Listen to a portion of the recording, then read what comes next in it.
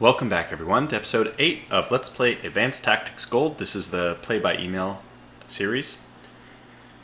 So I had a very good comment from Arian on my last video, kind of asking me what is my bigger strategy. I think that I've fallen into this trap about I've talked maybe too much about the little individual tactical strategies I'm using, what is my strategy to attack this hex versus this hex, does this division have enough movement to get to this hex on this turn, blah blah blah. And I probably haven't talked enough about the overall strategy. And the ironic thing is, it's actually more interesting to me to talk about the big strategy. That's what I had imagined a lot of these videos would be about, just talking about the bigger picture. And I've neglected it somehow. So let's start off this video by talking about that. The outline for this video will be after that. I'll talk about what the enemy did on their turn. And then we'll actually engage in how we're going to react to that, what we're actually going to do this turn. That'll be the last thing I do, which is going to take up the majority of the video. So let's talk about this strategy. First, let me discuss what my original strategy was, which I tried to make clear, but just in case it wasn't. My original strategy was just to try to overwhelm the middle. So I very lightly defended my flanks, and you could even say that I was susceptible to an attack from either the north or the south. I just thought that they would be telegraphed by some kind of road placement or something. So I thought I would have time to react, or I wouldn't mind losing these oil and raw materials that the investment the enemy would have to make, and I would be able to defend along, this fallback streamline. I had ideas basically about what to do if we were attacked in the north or the south, but my hope was just that he would spread his forces out to those sides and allow me to punch through the middle, so that even if I lost pretty significant ground, I'd end up taking his city, Solingen, which is kind of like, I think it's the gateway to his soft innards. I can't imagine with all these forces on the front that he's defending like Castle very well. That's an opinion. I have absolutely no idea what's going on with his troops over here, obviously, but if it's anything like, well, I mean, you're just not going to defend these interior cities very strongly. Perhaps he has one division over there, but I don't think he'd have more than that. And he'd certainly put more there as I arrived, but anyway. So what is my overall strategy, though?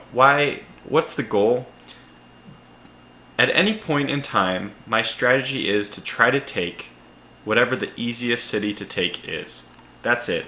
Secure an enemy city. That to me is the end-all be-all of this playthrough. If we can secure an enemy city without losing one of our own, I feel like that is a victory. It may not be an instant victory, but if we can build upon that, I suspect the game will snowball. Now obviously if we had huge oil concerns or huge raw concerns, we'd have to prioritize those things a little higher. Especially on my single player playthroughs, we've seen that oil has been a problem in times, and then I've had to prioritize taking over oil hexes.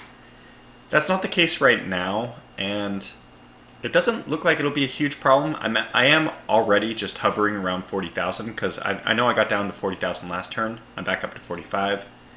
At the end of this turn, I suspect we'll be back to around 45,000. So we're not really building our oil reserves, which is it's a bit worrisome. That means that if I build more armor, which I continue to do every turn, I will actually have a deficit of oil eventually. But for the time being, the more important thing is cities. So, we've talked about what I wanted to do, attack Solingen. Why suddenly this shift to the north? Well, I think it's pretty obvious that the enemy has reacted very well to my push up through the north. And maybe push through the middle. And maybe he just expected it, or whatever the case is, whatever was going on in his head, he was well defended, and I can't breach this line. It's too solid. I probably could do one hex, work one hex by a multi-pronged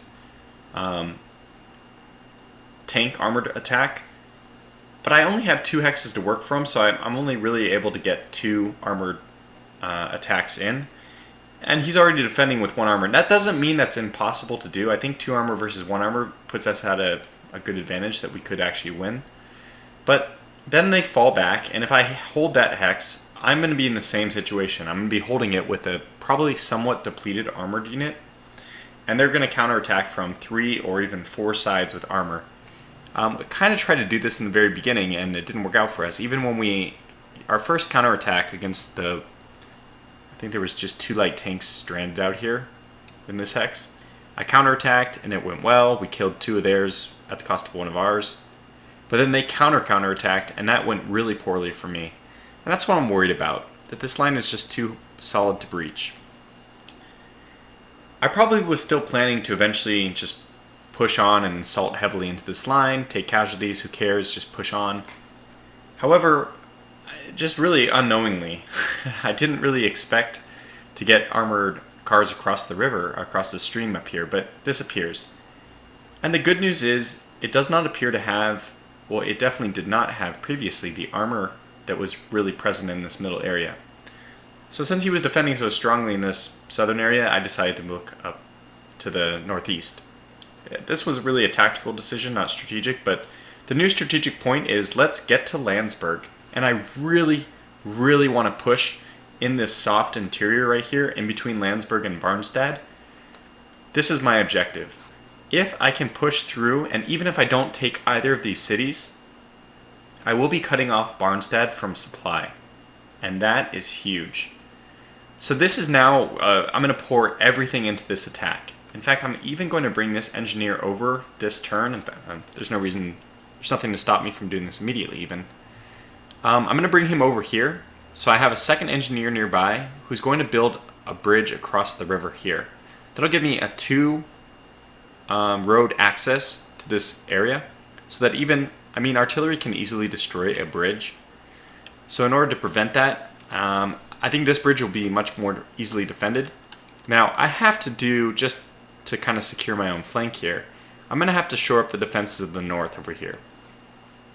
So we can expect that my lines in the middle are going to remain very static. I probably won't do anything in the south until I witness some kind of counterattack or push, because they have to go pretty deep before they start threatening me. And then besides all that, I'm going to push through this soft interior, the idea being cut off Barnstad. If I cut off Barnstad, I should eventually actually be able to take it. The disadvantage of this being that Barnstad is a friendly city for him, so he can resupply. But this is my strategy right now, essentially. Push through the soft interior. If I can take Landsberg, that's even better. Of course, that's going to be the first thing we do, is look to see, is it possible to take Landsberg? Because Landsberg, if we take it, will be really easy to hold. We can just hold the surrounding suburban hexes, and it's really hard because of these lakes to counterattack into Landsberg. And actually, Landsberg is very open to an attack because he's not going to be able to defend these 3 hexes very well since they're just open plains. He's obviously bringing up armor to defend, but okay. Anyways, that's 8 minutes just on kind of the overall scope of the game. Let's go into the history real fast. And there's not much to say. Essentially, he saw that I breached here, and his reaction was to bring a lot of the armor that is in the south up to the north. And we'll just kind of pencil through this. So you can see armor moving up, more armor moving up. Artillery moved back from this hex and bombarded me. Did some pretty good damage, but didn't kill any armored cars, thank God. More armor moving, artillery, infantry, so shifting in and out of old infantry units that are kind of beat up for new fresh ones. More armor moving, and basically other than that, he bombarded some hexes. No actual attacks from him. This is a big one to note. I did mention falling back from this hex last time, that it's in the open plains and it's just suffering huge attrition from enemy bombardment every turn. So it might be a good idea for us to actually get that hex, just vacate, just abandon it. It doesn't serve any purpose right now other than to keep the low mountain hex right to the south of it from being attacked on 4 sides. Excuse me, sorry about that. What else do we have? So they killed a mortar here, that's right. That was painful. That was in the marsh right here. And that's it, that's the end of the turn. Well, what's my plans for this turn? Well, amazingly, and I didn't realize that this was possible, but our engineer here can actually build a bridge across. I was not expecting this until next turn, and it wouldn't have mattered. Essentially, I'm able to get the armored car and the light armored division into this hex no matter what. The difference that makes now is that I can think about doing an attack with these two guys after I cross this stream. Now, where do I want to do this attack is a good question. I don't know yet. I think the first thing I'm going to do is push into this hex with my armored cars, because there's no armor in this hex to the north. And it looks like he prepped it with just some riflemen, so I expect that what we'll do is bombardment here to soften it up, and then we'll breach with the armored cars. And that should be pretty effective, because infantry versus armored cars is kind of a slaughter. So let's actually do that first. We know we want to do it, so let's do the bombardment with both of these artillery. And hope for really good losses here. Mainly I just don't want them to be able to counterattack very strongly. So that was pretty good. 18 killed immediately, and we lowered the readiness down to 18. No entrenchment left, which we don't expect in the open plains anyway. Now I can do an attack with these two armored cars. That's only an attack stack of 50, so I can actually attack with a machine gun group probably as well. That would be like decimation. Let me think about this real fast. What do we have that can help? Can one of these guys even assist? Yes. Okay, that's pretty cool. Let's get some infantry from the rear to come up for this, which will save the readiness of my somewhat depleted machine gun groups. Actually, I could even move in a mortar team. But they can also attack this hex. I'm not sure if I'd want to do that. No, they don't have the readiness, yeah, because of the bombardment they took. Okay, so let's do this. Let's move up the 11th. And let's engage with... yeah, they're so low now, it should just be a slaughter. Let's engage with the two armored cars and the infantry. Okay, our infantry did take some casualties, but our armored car division stayed relatively healthy, and we inflicted massive casualties. 52 dead. Oh my gosh. That is huge. So we're definitely going to push in here. I wouldn't have done this if I couldn't move armor up to protect the bridge hex again, but I can. So these guys can move in safely. Now, they're still at readiness of 90. That's pretty good. So we'll move them in, and we'll probably move in one of these machine gun groups. Maybe the higher defensive one. Readiness of 75 versus 54 and 56. Let's do this.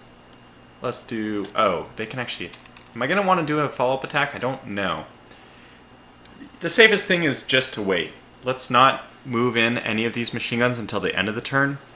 I'm finding that this is the better strategy, that sometimes I make a decision I regret. So let's... maybe I'll even do some of the movement off camera, just to think about it in a very clear manner. I know what attacks I want to do. I knew I wanted to do that attack, and I know that's the only attack I planned for this turn. But it did seem like it would go my way. Let's see, I think we can get bombardment of this unit off, or we can bombard this one. I think we might be able to attack into one of these two groups. Let's see. This light tank has readiness of 100.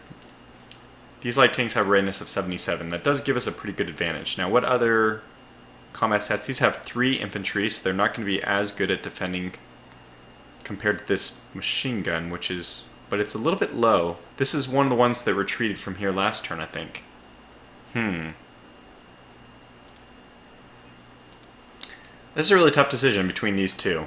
Let me think about this from the let's probably attack here, because if we can succeed, we will lessen the stress on our bridge crossing. So having these 3 hexes means much less pressure on this hex, I think. Basically, it means a lot more pressure on this hex, which will be surrounded on 4 sides. It's almost a sure defeat. Even if we put armor into that, it's almost sure to be defeated, because it can be attacked from so many sides. But if we can push out here, well, it can still be attacked from 3 sides, can't it? And if we attack here, they're going to have to roll the dice about defending Landsberg. This is a really tough call.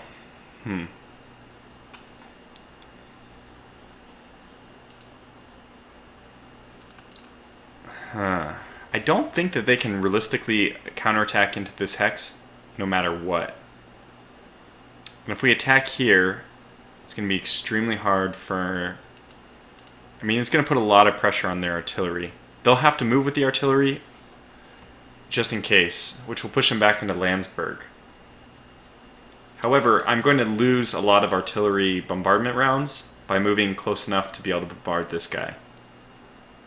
The other idea I could do, okay, let's just do this. Let me move here. 6 rounds versus 7, that's fine. Let's move here and do the bombardment.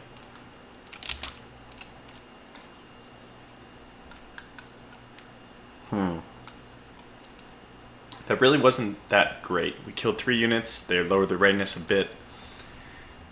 Mainly I want to see... We did actually get a standard light tank to retreat. Holy cow. Well, that's huge. So they lowered it down from 77 to 67. Yeah, that's pretty big. We know they can't counterattack here. Okay. Yeah, I think we go ahead and move this unit north and bombard here. This is still 8 more rounds. If we can get a kill, that would be nice. No. In fact, it didn't look like we did very much at all. 6 more dead, lowered the readiness. Yeah, that tank's still at 67. Okay, well, let's do it. So we're going to push in an armored car group and our light armor, which is the important one, and we're going to attack in here. What other supporting attack do we do? Can this mortar attack? It can. So that's going to be fantastic. That'll be a little bit better. So we're going to attack with the mortar. Or actually, will that take us over the attack stack limit? It certainly will. I think it's worth it, though. We really need to push out. So we're going to do it. Okay. Very good. Wow. So we lost a tank, but we killed 3. It's unfortunate that we lost the light armor versus losing an armored car. None of the mortars were killed. That's also really good news. Wow, 56 more riflemen killed. That's impressive. Okay, so we've done it though. We've broken out in 2 places. Now, I have to be a little bit careful about who I send in here. We absolutely need to make sure that we have armor defending the bridge. And I want to make sure we have at least 2 armor defending the bridge, to be completely honest. This yellow can get across the bridge, no problem. Yeah, we'll probably do that. 1, 2, 3. I think we'll just move this guy 1 more. The blue is going to move over probably to here now. I don't know. Let me do the adjustments off camera. But so far, we're a huge success. And it looks like we can move this armor forward too. Is that ambitious? They'll be able to attack with armor. Oh, can we do 1 more attack? I really wish we had the ability to do 1 more attack. This unit is so weak.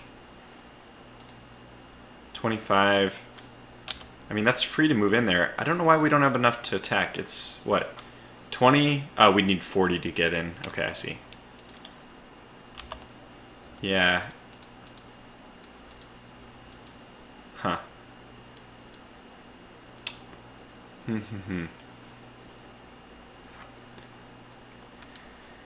Yeah, it's really a tough decision.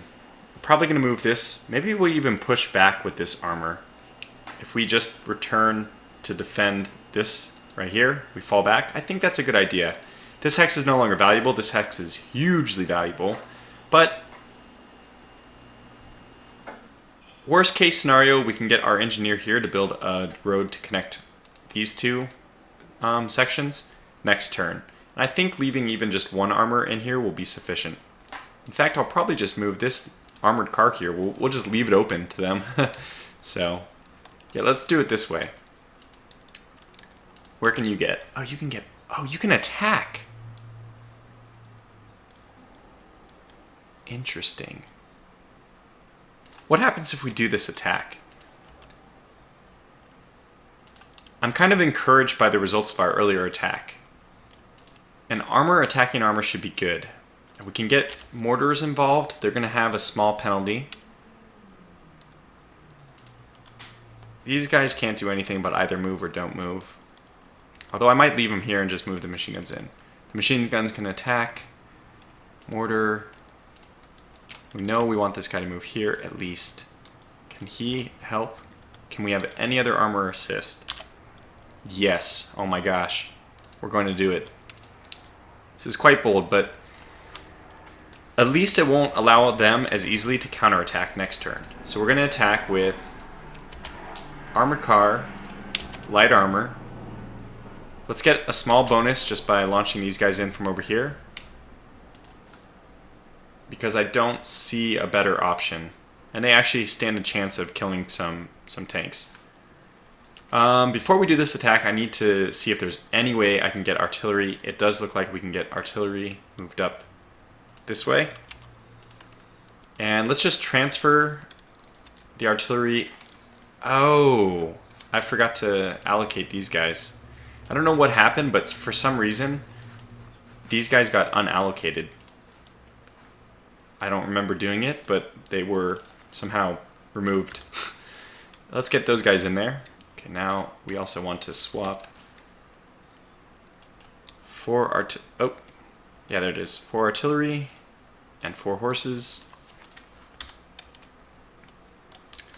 Okay, move this over here. That's a really low readiness, so we're not going to get very much out of these guys, but we have to try.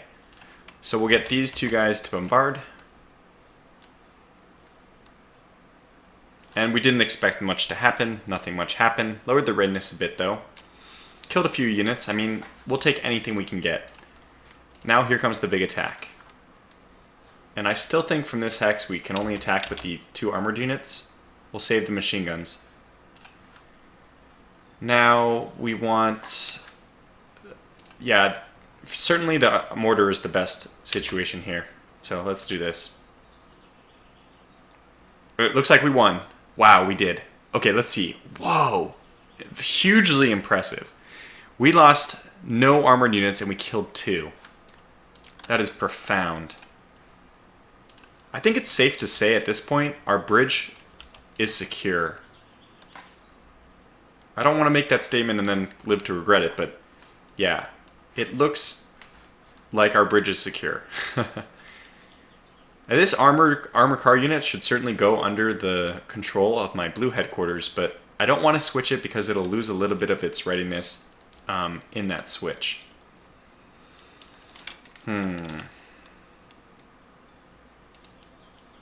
This guy can't build a road, can he? I would like him to build a road over to here, but he won't have enough action. Yeah, he can't do that this turn. Okay, that's fine. We might as well move him back, though, because there's no reason to leave him here while he'll be bombarded. They might try to bombard and blow up the bridge, so. And we're going to disperse all of our machine guns throughout the front. Let's put the 36 here, the 32 here. Where did you want to move to? What's this attack stack there? Let's leave the mortar here. They're better at counterattacking, so let's leave them in like reserve to see where they might be needed. I'm also not going to move this mortar team in because they're pretty well depleted.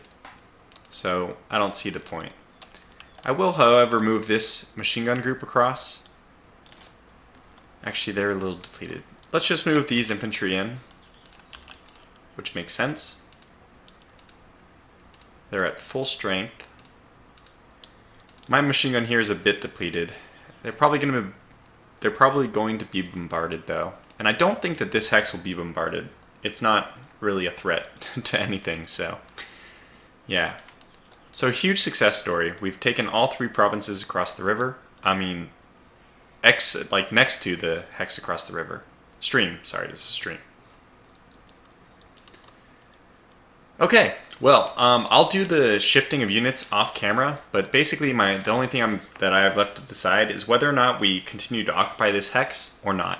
And actually, now that we've gotten armor across the river over here, I think in fact I will try to hold this hex. It's going to protect my crossroads for yet one more turn. And I'll also be I'll have to shift armor around. This might mean the end of trying to defend this mountain hex here, just because I don't want to defend the plains hexes around it. I'm willing to concede anything around here, and even defend along the road. That's all I really need is the road. I don't even need the oil hugely, because it's only a tier 1. It's only giving me 250. It's not a big deal. And we'll just be careful looking for a counterattack, because it's very clear where our main thrust is going to go now. We're going to try to push into Landsberg from this stream breach crossing. Anyways, thanks a lot for watching this episode. I hope you enjoyed it. And stay tuned for the next one, where we will continue our push into enemy territory. Thanks for watching, and until the next episode, take care.